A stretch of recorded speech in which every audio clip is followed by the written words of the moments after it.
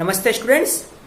आज हम political science का जो क्वेश्चन पेपर है जो 2019 एमएलएसयू एग्जाम में आया था उसके पार्ट बी को सॉल्व करेंगे। पार्ट बी का दूसरा क्वेश्चन, पहला क्वेश्चन हमने पिछली कक्षा में सॉल्व करा था, आज दूसरे क्वेश्चन को सॉल्व करेंगे। जैसा कि हमने समझा था कि 40 नंबर का पेपर आता है, 2 घंटे का होता है। Part A, part B, part C होते हैं। पार्ट ए के 4 क्वेश्चन करने हैं, पार्ट बी में 3 में से 2 करने हैं और पार्ट सी में भी 3 में से 2 करने हैं। पार्ट बी और पार्ट सी तीनों जो खंड है हमारे कोर्स में, मतलब जो इकाइयां है, पहली इकाई, दूसरी इकाई, तीसरी इकाई, तीनों इकाई से एक एक क्वेश्चन आता है। आइए आज के क्वेश्चन को हम समझते हैं। आज का हमारा क्वेश्चन है कि राजनीति विज्ञान में ई लर्निंग का महत्व एवं उपयोगिता बताइए। हमने इससे पूर्व की कक्षाओं में समझा था कि जो ई लर्निंग है, जो ऑनलाइन जो शिक्षण होता है, उसका क्या महत्व है, उस अधिगम का क्या महत्व और उपयोग है। हमने जाना था कि जो सामाजिक नेटवर्किंग है उसमें फेसबुक और ट्विटर का शिक्षण में बहुत बड़ा योगदान है। जो फेसबुक का आविष्कारी जो मार्क जुकरबर्ग हैं, उस इंस्टीट्यूट में अध्ययन करने वाले जो बालक थे या उनके जो साथीगण थे, आपस में शिक्षण में किस तरह से कम्युनिकेशन बना रहे, अधिगम स्तर में आपस में आदान प्रदान होता रहे शिक्षण, इस उद्देश्य से उसका किया था। और आज इंटरनेशनल लेवल पर फेसबुक की काफी उपयोग हो रहा है। हालांकि इसका जो उपयोग है शिक्षा से थोड़ा हटके भी हो रहा है, लेकिन हमको इसको अगर शिक्षा से जोड़ेंगे तो इसका हम काफी फायदा उठा सकता है। इसी तरह से ट्विटर भी अपने आप में शिक्षण में एक बहुत फायदेमंद साबित हो सकता है। बड़े बड़े जो शिक्षाविद है उनके ज्ञान से हम लाभान्वित हो सकते हैं। आइए अब हम जानते हैं कि जो ये ई लर्निंग है इसका क्या महत्व और उपयोग है। सबसे पहला है छात्रों को तकनीकी ज्ञान। जो तकनीकी ज्ञान है, जो टेक्नोलॉजी नॉलेज है, वो हमको ई लर्निंग के माध्यम से मिलता है। ई लर्निंग के लिए हमको कंप्यूटर हो, मोबाइल हो, इन उपकरणों का उपयोग करना पड़ता है। इन उपकरणों का जो बालक है उसका उपयोग करेंगे तो उसको कहीं ना कहीं टेक्नोलॉजी से जोड़े रखा जा सकता है और उसको इसका उपयोग किस तरह से किया जा सकता है उसका ज्ञान प्राप्त होता है। दूसरा है अनुसंधान में। जो आजकल जो रिसर्च है, रिसर्च में मोबाइल कंप्यूटर का काफी उपयोग हो रहा है। सारा काम कंप्यूटर बेस पर, टाइपिंग बेस पर हो रहा है। प्लस इंटरनेट के माध्यम से बहुत से जो नॉलेज है उसको प्राप्त किया जा रहा है। प्लस इंटरनेट के माध्यम से बहुत से रिसर्चर अपने काम को अच्छे से पूर्ण कर सकते हैं और जो अच्छे जो शोध हो चुके हैं उन शोधों को भी समझ सकते हैं। तो अनुसंधान कार्य में भी इसका काफी अच्छे से उपयोग हो रहा है। तीसरा है पड़ोसियों की शैक्षिक स्तर का ज्ञान।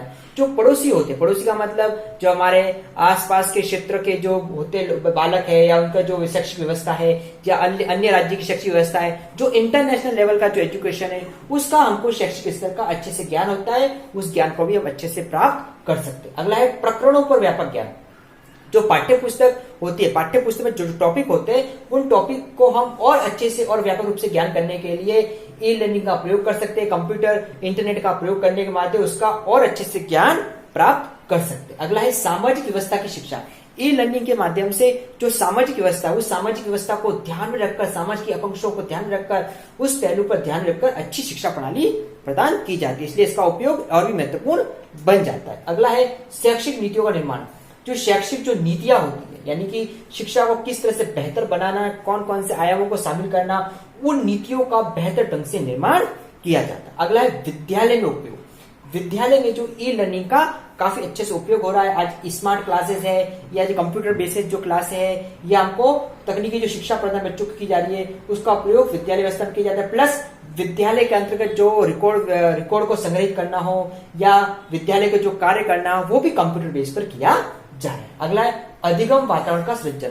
जो अधिगम वातावरण है, यानी कि जो लर्निंग का जो एनवायरनमेंट है उसको अच्छे से और बेहतर बनाया जा सकता है। जो बोरियत वातावरण को कहीं ना कहीं दूर किया जा सकता है। अगला है शिक्षकों द्वारा उपयोग। अगर शिक्षक इसका उपयोग सही से करेंगे तो शिक्षक अपने आप को समय समय पर अपडेट कर सकते हैं और अपने ज्ञान को और अच्छे से पूर्ण कर सकते हैं, क्योंकि इसको प्रयोग से शिक्षक जो समस्याएं उत्पन्न होती है उन समस्याओं को निराकरण कर सकते हैं, निवारण कर सकते हैं और जो महान शिक्षाविद है उनकी मदद से अपने शिक्षण को और बेहतर तौर से पूर्ण कर सकते हैं। अगला है प्रभावी शिक्षण अधिगम प्रक्रिया। ई लर्निंग के प्रयोग से जो शिक्षण प्रक्रिया है वो प्रभावी रूप से पूर्ण होती है, अच्छे रूप से पूर्ण होती है। उसका प्रयोग और बेहतर तरीके से होता है। हम हमारे शिक्षण को और किस तरह से प्रभावी बनाना है, उसमें क्या क्या बदलाव लाना है, किस तरह समय के साथ चल रहा है, ये सारी बातें हम इससे जान सकते हैं। अगला है स्वतंत्र विचारों का आदान प्रदान।